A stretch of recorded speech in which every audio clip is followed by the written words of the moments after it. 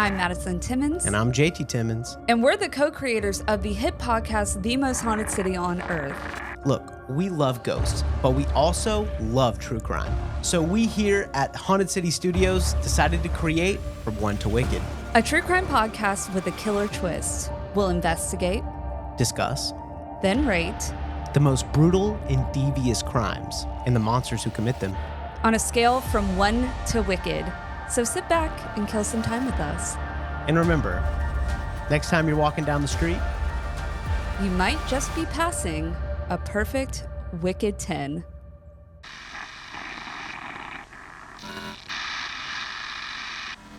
Hello, and welcome back to another episode of From One to Wicked. My name is Madison Timmons. And I'm sleeping with lots of sirens.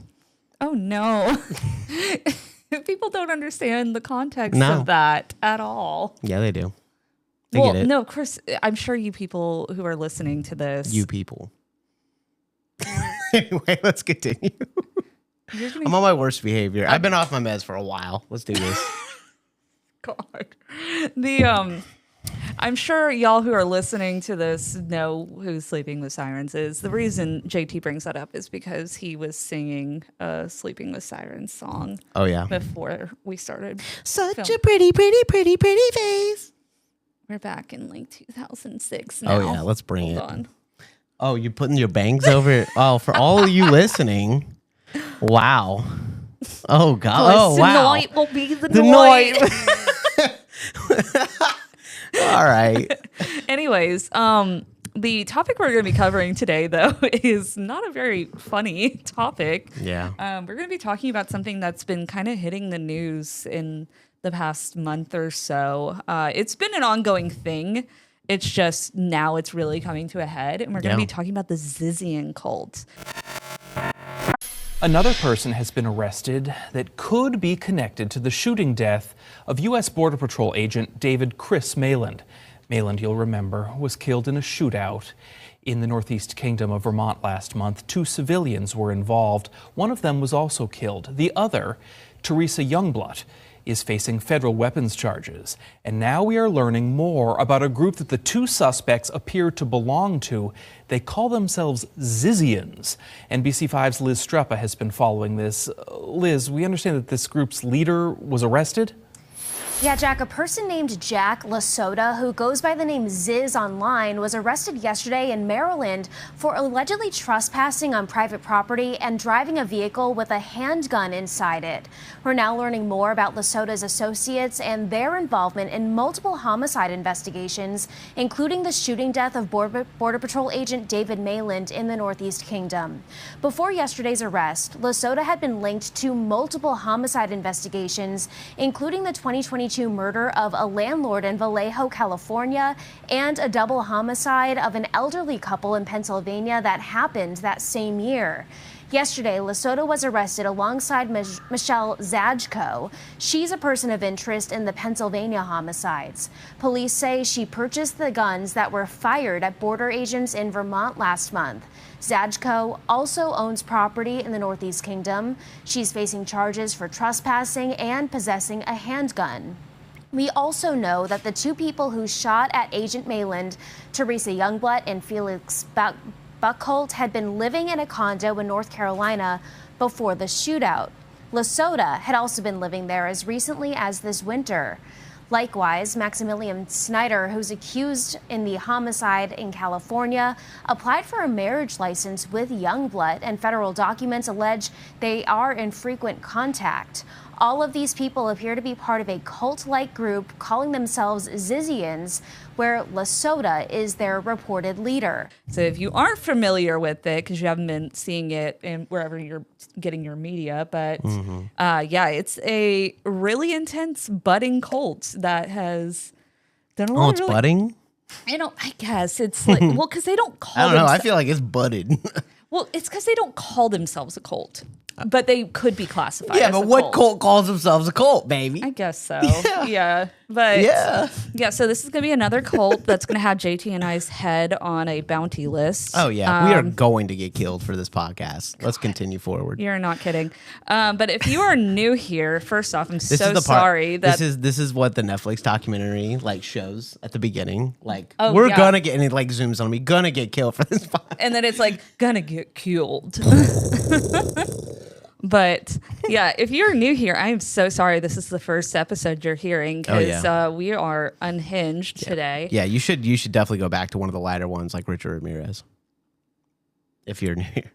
Jeez. Anyways, my point of saying that though is we do these a little bit differently because we are going to be covering the case, but we are also going to be ranking it at the end based off of 5 different categories that include brutality, premeditation, motive, difficulty of investigation, and body count. Now, that is all to say, that system works really well when the person is fully convicted. None of these people are technically fully convicted yet.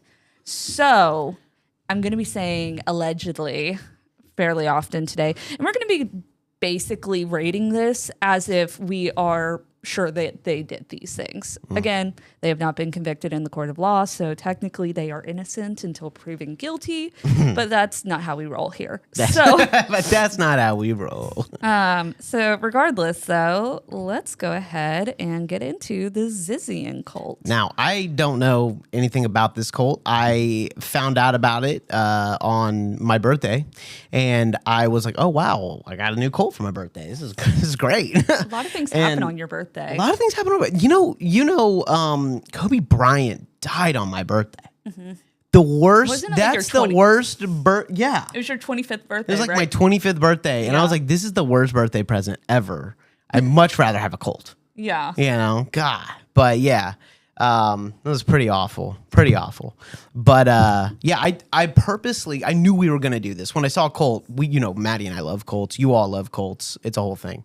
And so when we were like, let's do the Zizian Cult, I was like, I'm not going to read anything about it. All natural reactions. Let's get it. So tell me all about it, baby. Don't know anything. All right. So what is the Zizian Cult? So according to prosecutors, public evidence, interviews, and media reports suggest that it is a small group of ideologically radical young people, predominantly trans or non-binary, and appear to be following a left-wing anarchist offshoot of rationalist philosophy. Whoa.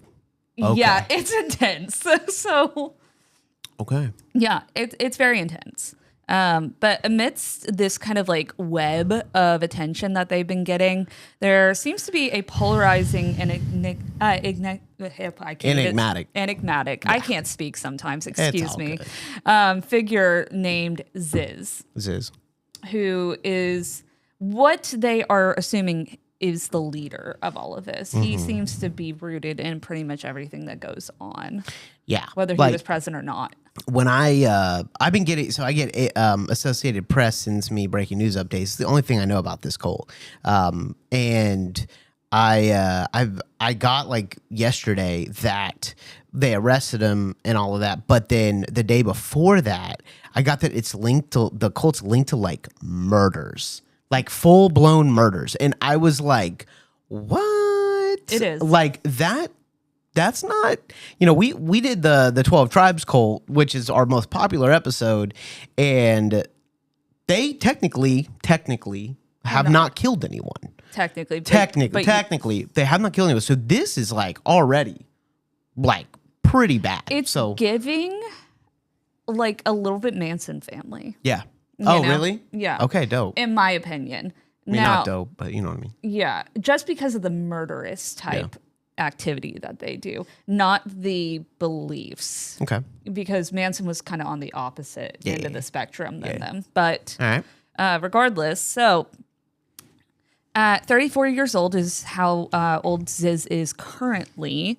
They are a vegan computer scientist who played a pivotal role in the initial protest, which we'll talk about.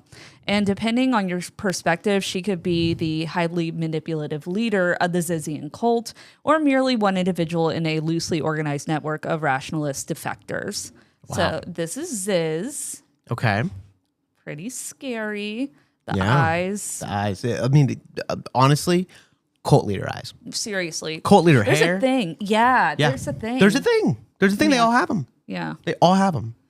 So Ziz was born and will be oftentimes referred to in the court of law because this is their legal name still. But Jack LaSota, a 34-year-old transgender woman living in the San Francisco Bay Area and currently uses she, her pronouns.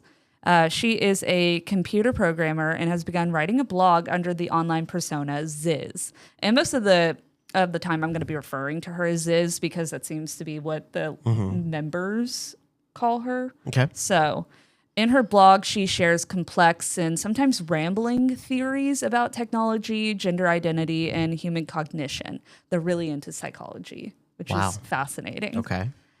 So she joins the rationalist movement, a community dedicated to comprehending human cognition and addressing the potential risks associated with artificial intelligence. Okay. And Ziz relocated to the San Francisco Bay Area in 2016, as she described it, sort of her destiny, because Silicon Valley, you know, if you're a techie person and that's like your whole purpose in life, you're going to be in Silicon Valley. But her life had been leading her there. She had earned a computer science degree from the University of Alaska Fairbanks, where her father is an AI researcher. Whoa. Which is really interesting. That's super interesting. Yeah. And she's talking about the risks of AI. Yeah. So, Yeah. yeah. She's really She likes to against it. rebel. Yes. Okay. She had even completed an internship at NASA back in 2013. Okay. But Ziz's attempt to break into Silicon Valley went poorly, to say the least. According to her blog, she faced job insecurity and bounced around between insecure temporary housing while transitioning to female. Jessica Taylor, who met Ziz at a Berkeley rationalist event in 2015 or 2016 and maintained contact for several years, described Ziz as an intensely ambitious and moralistic individual with an interest in psychology and doing good for the world. Which is so fascinating that this person is linked to such heinous events. But I think it's also a pipeline of sorts. Sure. Sometimes people who have such high morality or feelings of morality, they go into these offshoots that can really take advantage of that. You know? Yes. But Absolutely. so Taylor noted that Ziz became very moralistic about philosophy. Despite her initial skepticism, she found solace in friendship among the rationalists. So she was originally kind of skeptic about the rationalist point of view, but eventually she kind of became the face of it, which is crazy. So one of them was Gwen Danielson, who really becomes Ziz's right-hand partner. But another transgender woman who formulated a psychological theory positioning the existence of multiple personalities within each individual, and not referring to like schizophrenia or any sort of like multiple personality disorder, which is they're saying that basically in their theory, every person has multiple facets and personalities within their one brain. Okay. And Danielson also shared techniques to awaken these latent personalities, which is horrifying. Yeah. I'm no, like- it's super creepy. And this is Gwen Danielson. Wait, that's just Ziz. I know they all kind of look. No. very similar. That's Ziz. No, it's not. No, it is. There's no way that's not. That's actually a different person. Yes, that's actually a different Shut the person. hell up. Yeah. No way. I'm like, you freaked me out for a second. I'm like, no, I know this is Gwen. Go back up to Ziz. Go down. Totally different face shapes. No. Gwen has a sharper jawline and sunken in Bullshit cheekbones. artist. Yes, I'm serious. No way. Yes. Dude, that's nuts. I know. They do look. Scandinavian looking Yeah. ass. Guy. All right. So kind of starting off our timeline of everything, it really began in 2017. So Ziz and Danielson set out on a mission to construct a rationalist fleet of refurbished old boats. And these vessels would serve as affordable housing options for gifted young individuals, enabling them to focus their energies on saving the world. Okay. Yeah. They purchased a nearly century-old tugboat named the Caleb in Alaska and embarked on a journey down the coast to the Bay Area. Both forged links to the Center for Forest Alignment Research, CFAR, a think tank, and Danielson shared some of her psychological techniques at the 2017 CFAR Alumni Retreat, which remember that detail because that's going to come into play later. All right. So in 2018, Ziz reportedly joined an apprenticeship program jointly run by CFAR and the Machine Intelligence Research Institute, another rationalist nonprofit dedicated to managing the risks associated with artificial intelligence. Okay. I am honestly, like, I know it's going to get to murder, but I am so confused as to how this gets to murder. All of Like, it, this and is that's weird, what's yo. crazy about this case is because these people don't seem like they're at risk to be manipulated. It's giving eco-terrorist a little bit, but that's it. You know what I mean? just a touch of eco-terrorism. Just a touch of eco-terrorist. I mean, sure. But it's like there are plenty of people who have very strong opinions who don't kill people, you know? Yeah. It's like, so Weird. it's fascinating. Links. So, meanwhile, on her blog, Ziz was developing her own branch of Eastern philosophy and rationalism. Her writings were strange, dense, and filled with unusual jargon like anti-ethics, dichotomy, leakage, and timeless gambits. Huh? None of those are real terms. Oh, okay. And I was like, bless you. But she came up with all of these terms in Okay. the way to describe her beliefs. Which, I mean, there's nothing necessarily wrong with that. Sure. But it does when you're trying to seem like an authority in an academic way through your blog. Yeah, if it's not real, it's not. It makes a difference. Yeah. Yeah. She characterized people as zombies and vampires or a single good versus double good. Oh, this is getting culty now. Exactly. So in one section, she described her theory that the two hemispheres of the brain could hold distinct values and genders and often desire to annihilate each other. Which, I'm like, isn't that the plot of The Substance? I mean, I don't know. That's funny. Yeah. I don't know. That's it's freaking weird, man. But yeah, that was really this theory she truly fought for. Yeah. Throughout all of her academic work and stuff. Ultimately, though, her creed was anarchist and vegan. Okay. And she perceived her society as inhabited by flesh-eating monsters, aka us, people who eat meat, and believed that most rationalists significantly underestimated the value of non-human life.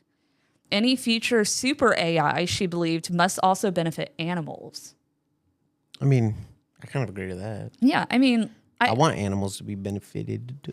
I don't or think, to benefit. I don't feel like, okay, so like, I love animals. yeah, I mean, I do too. And if it's like in a way of like household pets, you know, have AI in some way to help them in some manner. Yeah. That's cool. I fully intend on having my robot feed my dogs in the morning. You're right. Absolutely. But it's like nature, though. I feel like nature does not need to be disturbed by AI. Yeah. It already functions the way it needs to without our interference. And if anything, our presence hinders its ability to function. So I don't feel like personally AI needs to be collaborating, if you will, with nature. But Ziz has a different feeling about that. So in an interview with the San Francisco Chronicle, CFAR's executive director, Anna Salomon, described Ziz as a young person who was hanging around and who I suspect wanted to be important. She asserted that Ziz persistently and fervently pressured MIRI to adopt Danielson's psychological theories, but she subsequently became disillusioned with the group when she failed to gain significant influence. Okay. So that was like the first straw for Ziz, I think, is the scientific community, not in the psychology community, not taking her seriously. Yeah, her seriously. Or Danielson's theories seriously. Ziz engaged in programs organized by rationalist groups and eventually distanced herself from these groups due to their rejection of her theory, positioning that the two hemispheres of the brain can possess distinct values and genders. Over time, Ziz's relationship with other rationalists deteriorated. A pseudonym Warning website later portrayed her as a manipulative cult leader who exploited vulnerable transgender individuals and indoctrinated them into her Zizian ideology. And like I said, that is... Why is it Ziz? Do we know that yet? That's just what she's been calling herself on her blog. Oh, she's been calling. Yeah, no, I knew that, but I didn't know if there was a reason for Ziz. It's because these people follow Ziz's ideologies. Oh. So they're thinking like we're following a Zizian. Oh, okay. System, Sure. Understood. If that makes sense. Yeah. So people close to Ziz vehemently disagree with this claim and allege that she was expelled from the community due to abuse and mistreatment. Oh boy, like she's abusing? No, I think that she felt abused and mistreated. Okay. But people who were watching from afar are believing that she is manipulating these young people. Got it. Who could, in a way, relate to her. Yeah. So, in an interview with internet journalist and podcaster Ken the Cowboy, self-proclaimed Zizian, Octavia Newson stated, "There's no organization, there's no centralization. We're just a group of anarchist trans leftists attempting to exist in this world in the current year." Newson also provided a detailed timeline of events and sources related to the group, which thank you, Octavia, for doing that, because that made things a lot easier. But then into November of 2019, Ziz, along with three others, Emma Borahanian, Gwen Danielson, and Alexander Leatham, a non-binary rationalist known as Somni, were arrested during what they claimed was a protest against sexual misconduct within rationalist organizations.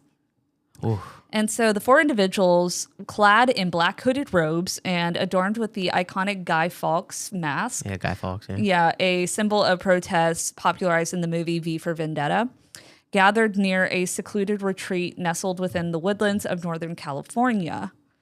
And you might recognize the organization that was hosting this, but approximately an hour and a half from San Francisco, they strategically parked their cars to obstruct the entrances to the retreat. Oh, wow.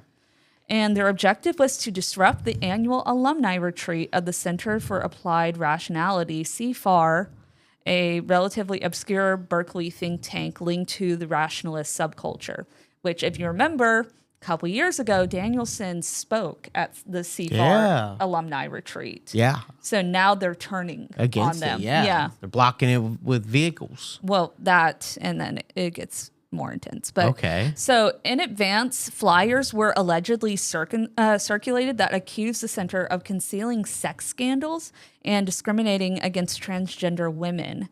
And the quote was violating fundamental principles of friendliness and other alleged transgressions. So because of the protest, the SWAT swiftly arrived at the scene. A subsequent police report revealed that officers mistakenly believed the protesters were armed and that there might have been an active shooter situation. Okay. And so the reason behind this misjudgment remains unclear, whether that might have been in the initial 911 call or what have you. But the four individuals were initially charged with felony false imprisonment and child endangerment, but their charges were later reduced to misdemeanors. Both Ziz and Danielson claimed that they were subjected to abuse during their police custody, and Ziz later described the entire experience as deeply demoralizing. And so in court records obtained by the Chronicle, Ziz expressed her profound distrust of society, stating, "I will never be able to trust society, even in a limited capacity, such as trusting cops not to torture you for doing nothing wrong again." Okay. So you can kind of see Ziz now starting to fall into those dangerous parts. Absolutely. Of where that pipeline ends people. Yes. So that's Emma Borahanian, who was also part of the protest, and this is Somni. That's Somni. Got it. So She looks pissed. Yeah. Confused. All of them look really pissed in general in their yeah. mugshots, because every photo I've shown you is their mugshots. Yeah. So the next important thing that happens in the chronicles of the Zizian Cult is when they met Curtis Lind. Okay. So during this period, Ziz and Danielson apparently had a yearning to resume their lives on dry land instead of on the water. Mm-hmm. And so in Danielson's words, they sought a way of living that was independent of the system of rent and social politics, which is really hard to do. So a solution emerged in the form of Curtis Lind, a fellow boater who anchored near the Caleb at Pillar Point Harbor in Half Moon Bay.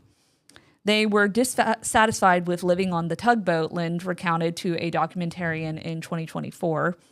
And they decided to move into my yard and purchase moving vans. Oh, wow. Yeah.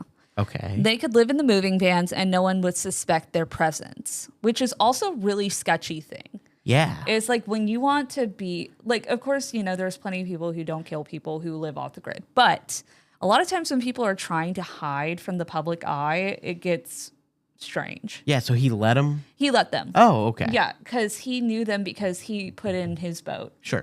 where they had their boat. So that. They knew each other. Got it. But yeah, so they decided to move into my yard and purchase moving vans. They could live in the moving vans and no one would suspect their presence.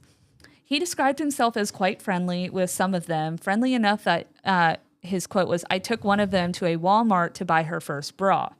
So he liked these people, well enough, but it would come to bite him in the ass a little bit later. And this is... Oh, boy. That's him? Yeah, this is Curtis Lind. Gotcha. He's missing an eye? Yeah, you'll find out why. Oh, no. Yeah. Oh, God. Yeah. So the group relocated into trucks on Lind's land in Vallejo, situated north of the bay. Mm-hmm. As reported by the Chronicle, they abandoned the Caleb at Pillar Point, where it still stands today, rusting, partially submerged, and beyond the financial reach of harbor authorities for removal. Wow. You can go see it. Yeah, you can go see it. Meanwhile, the group's legal troubles persisted, and leading to an escalating accumulation of lawyer fees. And when the pandemic hit, California temporarily suspended evictions, so landlords couldn't evict people from their homes. Yes. Leading the group to stop paying rent. Wow. Mm-hmm. What jerks. I know. They're like, we can't be evicted, so yeah, screw it. Exactly. And the exact occupants of the property remain uncertain, except for Borhanian, Dow, who we'll talk about later, and Leatham. Lynn mentioned a rotating group of 6 to 8 individuals who came and went, and later testified that Danielson was the mouthpiece of the group. The atmosphere between Lind and his tenants appeared to have been civil, albeit awkward, but until July 2022. Okay. However, when California lifted its eviction ban at that time, tensions started to escalate in the trailer yard. I'm sure it did.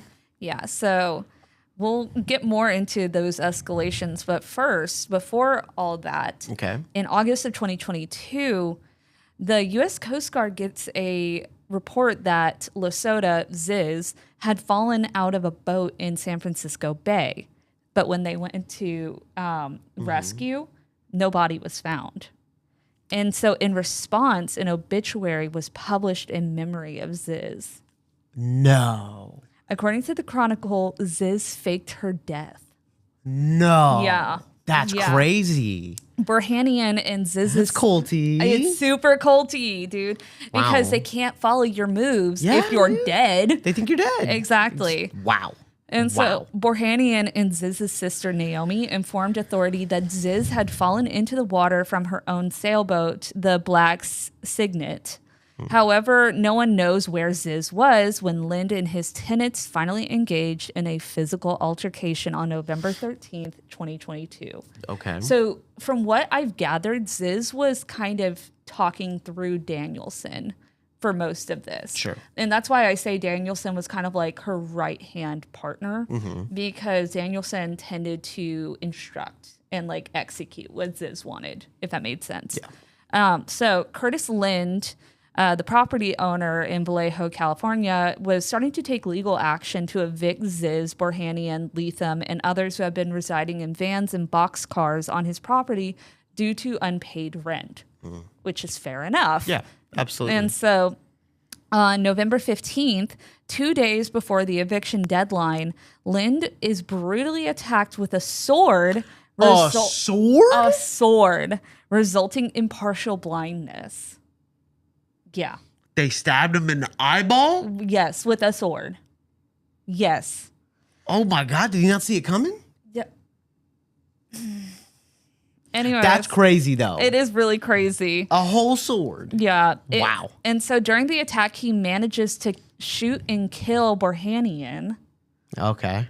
And so Lind and Leatham are rushed to the hospital in critical condition because obviously Lind was just stabbed in the eye. Yeah. And Leatham was a part of the attack. And so on the day of the incident, Lind claimed that one of the tenants deceived him into bending down to turn off the water supply and then attacked him with any provocation, stabbing him in the chest with a samurai sword. Wow. Mm-hmm. Holy crap. Mm-hmm. And so in response, Lind drew his pistol and began shooting, concluding that Lind acted... This is California? Yes. Dang. Yeah. And so concluding that Lind acted in self-defense, he got a self-defense charge or way to get off. Yeah. But yeah, officials have charged Leatham and Suri Dow with murder because they're charging them with the murder of Borhanian. Okay. Because they were saying that because they were violently attacking Lind in the means to kill, and Lind was just acting in full self-defense, then the fact that Lind shot and killed Borhanian, it meant that they were responsible for her death. That actually makes a lot of sense. That makes a lot of sense. Yes. Yeah. And because their actions resulted in the death of a person. Exactly. Yeah, that makes tons of sense. And they are currently in custody awaiting trial. Wow. And Ziz is not charged, but police report having contact with her at the scene, even though she was dead, apparently. And in his 2024 interview, Lind claimed that before the incident, one of the group members had threatened him with a knife after he obtained a court judgment against them. This prompted him to purchase a gun out of concern for his safety. Wow. Yeah. So he bought the gun because he was worried. Yeah. Shoot. Literally. He kept one in the chamber for a reason, boy. Mm-hmm. And so after the murder of Borhanian and the attack on Lind, everybody kind of goes under the radar for a little bit.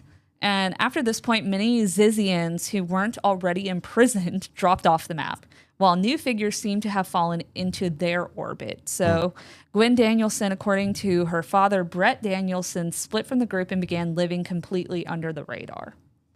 And so December 2022 was when the murder happens. Oh, boy. Rita and Richard Jacko, a married couple residing in Chester Heights, Pennsylvania, tragically lost their lives in a shooting incident at their home on New Year's Eve. Okay.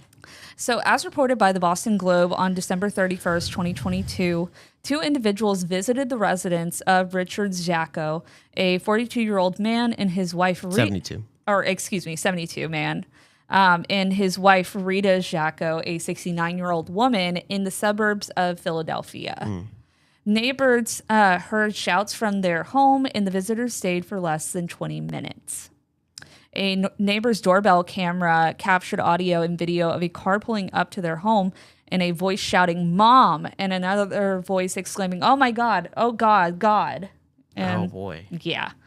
And so on New Year's Day of 2023, Pennsylvania police discovered the Jackos dead from gunshot wounds to the head, and the investigation focused on their daughter, Michelle Jacko, who often goes by Jamie. She owned a handgun that used the same type of ammunition as the bullets found in the bodies. Okay. The daughter did. Yeah. So Jacko had previously lived in the Bay Area and appeared to have known Ziz for several years. And in February 2022, a Tumblr account allegedly belonging to Jacko accused Ziz of threatening to kill her if she didn't kill a friend with whom Ziz was engaged in a feud. Police questioned Jamie Jacko's at her home in Vermont, and Jamie denied any involvement in their parents' death. Jamie reportedly stands to inherit their estate, which has been frozen due to ongoing investigation. And on January 11th, officers briefly took Jamie into custody at a Pennsylvania hotel. She shouted at them to inform another guest that she was in custody. The next day, police returned with a warrant for the other hotel room, and inside they found Daniel Blank, then 24, and Ziz, who was completely immobile and uncooperative. Officers stated that Ziz laid limp as if unconscious or dead and had to be carried out. Wow. Yeah. So just like, I'm not moving. Exactly. Goodness. Completely uncooperative. Okay. Ziz was arrested and charged with misdemeanor obstructing the homicide investigation and disorderly conduct. And eventually, friends got together to raise the bail for Ziz, after which she disappeared. Dang. They bailed her out and she bailed. Oof. So, now this will sound random, but it'll come into play here in a bit. But in July... Wait, let me just double back real Yes. fast. Because I just need to clarify something for myself. She said, if you don't kill this person that I am upset with, I'm going to kill you. Yeah. So why are the parents dead? They still don't know. We don't know. But they suspect that it's Jamie because she owns a gun that takes the same ammunition that was found in the bodies. Okay. And so they think that this is connected with Ziz because she was already getting threats from Ziz. Yeah.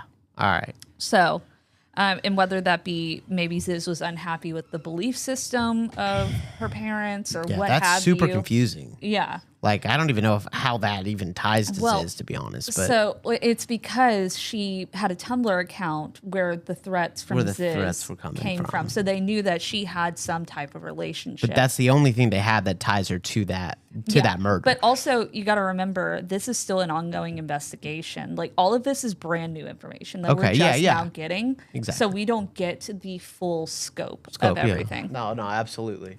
But Felix Buckholt, also known as Ophelia, in court documents starts renting a half duplex in Chapel Hill, North Carolina. And Teresa Youngblood's parents reported her missing in Seattle in May of 2024 after she sent her mother emails indicating that she had moved in with a friend and changed her phone number. Like I said, those two details sound like insignificant, but they're about to come into play. So November 2024, Youngblood and Maximilian Snyder apply for a marriage license in Washington State. And additionally, that month, Youngblood starts renting a condo near Buckholtz in North Carolina. Okay. So all of these people are alleged to have some association with the Zizian Cult, and now they're all converging, and some of them are getting marriage licenses. Wow. Okay. Yeah. So what you were starting to hear in January is what happened. So Youngblood and Buckholt checked into a hotel in Lyndonville, Vermont on January 14th. Here we go.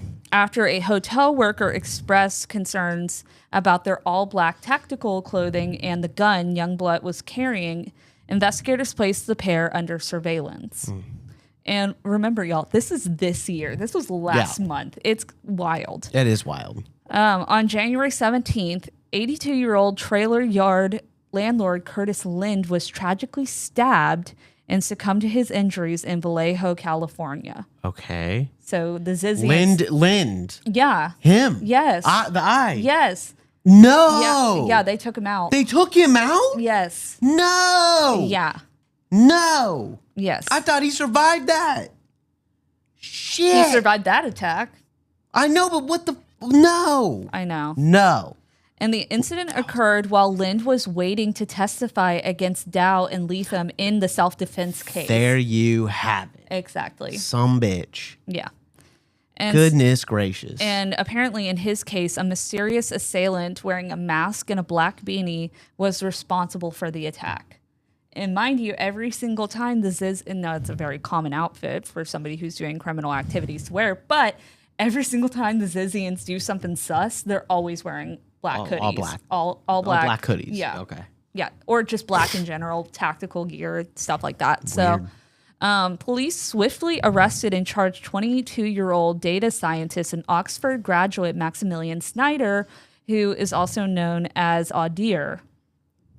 Acquaintances of Snyder's have revealed that he was familiar with Ziz's writings. And in fact, one person was has publicly accused him of attempting to raise money for her bail. So he was an active Zizian. Yeah, Zizian. Snyder, charged with murder, is alleged to have attempted to prevent Lind from testifying against his earlier attackers. But then, just a few days later, on January 20th, a U.S. border agent stopped a pair of young individuals on Interstate 91 in Coventry, Vermont, which is a small town near the Canadian border. And a Frostburg resident reported to the police that he wanted 3 suspicious individuals removed from his property. The individuals had parked 2 box trucks there. These box trucks. And requested to camp there for a month, Yeah. according to police documents. The individuals were dressed in black, and 2 of them were wearing gun belts that held ammunition. During the investigation, officers discovered a rifle in the back of one truck and a handgun on the front floorboard of the other truck. Additionally, Jacko, who refused to cooperate and was taken to the ground, was also found to be carrying a handgun, according to the police report. So Jacko was there for this. This has gotten so violent so quickly, Yeah. and it's just out of nowhere. I think it's out of anger because people don't agree with their ideology, and it attracts people who also they might not even necessarily fully believe the ethics of the group, but they find solace in a group that hates society for what they've done to them. Yeah, there's You know more. what I mean? There's definitely more to all. We're gonna of find out this. so much during the we're trial, definitely gonna have to do a but- part 2 because this is crazy. Yeah. We're going to find out so much when the trials This got, happened, like, but this went from like people, like liberal people who aren't really gun people, to wearing tactical vests and and have magazines on their hips Yeah. and stuff like that. I'm just like, well, this went right fast. right. Well, it's like almost like maybe, and again, a lot of people think that Ziz is giving these commands from outside of it, and these people are just acting out Ziz's wishes for whatever reason she has, that she has something against these people. Yeah, You know? that's crazy. Which like I said, is very Manson. Yeah. You know? No, absolutely. I mean, it's anarchists. You Yeah. know, anarchists, I guess they wouldn't, if she identifies as anarchist, if the cult identifies as anarchist, then yeah, I guess then they wouldn't, there's no politics with the guns then, Yeah. because there's no politics. Exactly. Yeah. So, Milo Youngblood, though, also known as Teresa in court records, have been reported missing by their parents a year ago.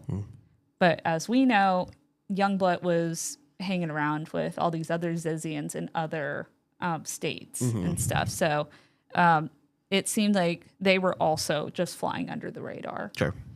So in November, she had applied for a marriage license with Snyder, who killed Lind. So Wow. yeah. And the other person involved was Ophelia Bockholt, also known as Felix at work. She was a German national, quantitative trader, and former coding gold medalist. Like, these people are like... in the hell is going on? This is nuts. I know. Okay. And so Taylor, who was friends with Buckholt, described her as socially strange and a nonconformist, which it seems to be the exact type to be a part of this cult. So Taylor suggested that Buckholt might not have fully understood normal people, but maintained a close circle of friends. She revealed to The Independent that Buckholt had been fascinated by rationalist ideas for quite some time and was an avid reader of Ziz's blog before abruptly cutting off contact with Taylor in late 2023. Okay. So prosecutors allege that Youngblood exited their Toyota Prius and opened fire on the officers without any provocation in initiating a shootout that resulted in the deaths of Bockholt and a 44-year-old Border Patrol agent named David Milland. Yeah. And Damn. so police reportedly suspected Jamie Jacko of purchasing the handguns used by Youngblood and Bockholt. And a law enforcement bulletin described Jacko as armed and dangerous, indicating that she adhered to an anti-law enforcement ideology. Jeez. Youngblood, who is currently wounded, is facing charges related to firearms. Teresa Youngblood's mother has pled not guilty to federal firearm charges, though. Jeez. And so this is the member That's that Ophelia. That's the one that died. who was killed in the shootout. Yeah. He or she? It was she, right? Ophelia? Yes, I believe so. I didn't know the pronouns. Okay. But yeah, and then the last little bit that we have so far, and like, I'm not kidding y'all, every single day a new article comes out about this. So when we eventually get enough information, when all of these trials go through, or at least start their process and start becoming public information, then when it's enough that we can make an episode out of, we'll do a part 2. But as of this month of 2025, the FBI is investigating a property in Chapel Hill where a landlord claims 3 individuals, Youngblood, Bockholt, and Ziz, were residing earlier this winter. On February 16th, Ziz was arrested along with Jamie Jacko. Just 2 days ago. Yeah. Yeah. Ziz was arrested along with Jamie Jacko, the 33-year-old resident of Media, Pennsylvania. An official stated that Ziz and Jacko were arrested for on-site activity rather than for an outstanding warrant. But they declined to provide further details due to the ongoing FBI investigation, which is why I was saying there's a lot of details that are being withheld from us because they're trying to build as much of a case as possible. Yeah. Absolutely. But yeah, so with that though, because obviously Ziz and Jacko had a pretty evident relationship in some capacity, I feel like Ziz told her to kill her parents so that she could finally get away from them. Maybe because they were catching on. Now this is all just my speculation of looking at the details. Because I'm sure if she had some type of relationship with her parents, or they were catching on to the fact that she was starting to fall into these really intense belief systems, they might have questioned it. Sure. And if you're a part of any cult, the cult leaders don't like when you question their ideology. So I could see that being the reason why she was like, kill your parents. Yeah. You know? But we will find out when that ends up becoming information. So the duo faces multiple charges, including trespassing, obstructing and hindering, and possession of a handgun in the vehicle. And a quote was, "We are dealing with highly intelligent individuals who possess the knowledge and skills to locate someone if they desire to," expressed Brett Danielson, who's our old friend, the other Danielson's father. Okay. Expressing his concern. If any of them intend to cause harm, they will employ every means necessary to track them down. Okay. And for his part, when interviewed in jail by the Chronicle, Snyder declined to comment on who killed Lind. Instead, he dictated a letter to the rationalist luminary Eliezer Yudkowsky, urging him to cease consuming meat and consider animals as sentient beings. The letter commenced with the following statement: "I must clarify that I am not a friend of Ziz, nor do she nor her associates endorse my words or actions to the best of my knowledge. I am speaking solely for myself for the sake of everyone involved. I swear on my laws." Okay. Which I feel like that is such bullshit. Because it's like, okay, listen, Snyder. That would be the biggest coinkydink of all time for you to travel all the way across the country. Yeah. And kill somebody who has become an enemy of the Zizians and not be associated with Ziz at all. Yeah. I think that Snyder's trying to detach their association with the Zizians as much as possible so that he'll get a lighter sentencing. This is It's the biggest confusing. this is crazy. It's wild. I don't think that I can properly rate them. We're gonna have to do that on part 2. Yeah. Because like we don't. There's so much I don't know. I don't know anything. Like I know what we know, obviously, but Right. but there's a lot that goes into thinking about somebody's Wicked ranking, and Right. yeah, I think it's like the first episode. We're not gonna be able to rank them. Yeah. I mean, because if you look at it, they are definitely associated with, at minimum, 4 deaths. Yeah.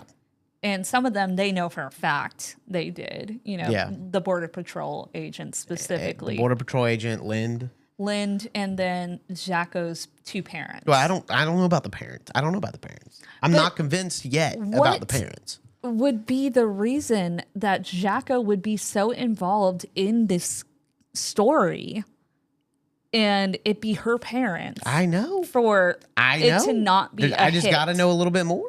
I'm just saying. I feel saying. like that's, again, too big of a coincidence. It's a coinky dink, all right. For your parents to be brutally murdered in a double homicide. I know, but they could have been getting robbed. Like, why the parents, though? Because, I mean, like the dad said, if you are perceived as a threat to this group, they will find you and they will take you out by whatever means. Well, we're not a threat. We're not a threat. We're just talking. We're just reading what the news articles say. I'm sorry. Bro, this is aggressive. Yeah. It's aggressive, but it's just weirdly aggressive. It is. But it's not like, it's not like Manson, bro. This is not like I don't know. This is not like a normal cult. Well, that's what It's not a normal. This is a new age cult. It is. But It's given the Japanese cult. Oh, you know the yes. one? Yes. Where they were executed? Yes. That's what it's given. It The is giving subway that. Yeah. subway poisoning bombing. Yeah, I can't remember what their, I don't their remember group either. was. Should do one on them. We should. Anyway. But yeah. So what I was saying though, at the very beginning, those types of ideologies, whether they are in good intent or not, can sometimes lead people down a very slippery slope. Yeah. Into realms that become way over their heads. Yeah. And it can become violent. And also it can become this mob-like mentality because there's so many people in this group or adjacent to this group who are angry that people don't agree with their ideologies. And they're angry at the world for that. And so they have to take it out violently is at least what I can gather. But it does feel a little terrorisy. It's just crazy. It's crazy. But anyway, all right. Well, we will have a part 2 when we learn more for sure. We hope you enjoyed this, and this was wild. It was a very wild episode. It's a wild episode. It's all over the place. So but again, this is brand new, and things will probably change, right? So if they do, we'll let you know. And but yeah. All right. Next one we're gonna do is going to be the letters from serial killers. We're gonna continue that. So we're gonna be doing one on the letters that we have of the different serial killers that y'all haven't read or heard of or read yet. So with that though, thank you again, y'all. I hope you enjoyed today's episode. And I don't have anything else to announce or anything. So. My name is Madison Timmons. And I'm JT Timmons. And don't forget, next time you're walking down the sidewalk, you might just be passing a perfect 10. Yo, I'm so confused about that. All of it. I mean, that's the clearest I could get it.